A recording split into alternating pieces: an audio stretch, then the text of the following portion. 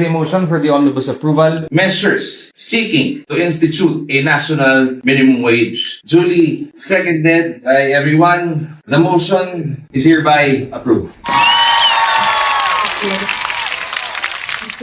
O mga boss, may good news ako sa inyo. Lalong-lalo na dun sa mga nagtatanong kung ano na ba ang update sa pinaglalaban natin sa pagbubuwag ng walang kwentang provincial rate. Ngayong araw, inaprubahan na yung committee report at yung substitute bill na magbubuwag dito sa provincial rate. Ibig sabihin yan, yung panukalang batas natin tungkol sa abolition of provincial rate ay sasalang na, pupunta na dito sa plenaryo para sa ikalawa at ikatlong pagbasa. So, ang ibig sabihin yan mga boss, yung panukalang batas natin ay papasok na doon sa period of sponsorship and debate patungkol doon sa nilalaman ng ating panukalang batas. At kung merong mga proposal na baguhin o amendment, aamyendahan din dito sa plenaryo. At kapag okay na, pagbobotohan na para sa ikalawang pagbasa. Yung third reading naman mga boss, ang ibig sabihin lang yan ay isa-isa yung mga bawat house members na boboto kung sila ba ay pabor o hindi pabor o baka naman mag-abstain doon sa panukalang batas natin na magbubuwag ng walang kwentang provincial rate. So, umaarangkada na yung panukala nating batas, mga boss. Pero syempre, hindi naman dapat tayo magpakakampante at walang gawin. Kailangan nating magtulong-tulong na mag-ingay, mga lampag at kumilos para matiyak na maisalang dito sa plenaryo at kapag naisalang na sa plenaryo, boboto pabor ang mga congressman dito sa panukalang batas natin na magbubuwag ng provincial rate. Uulitin ko mga boss, hindi ko kaya mag-isa to. Kailangan ko ng tulong ninyo. At ano ba yung mga pupwede nating gawin? Kontakin ninyo, i-chat, itag,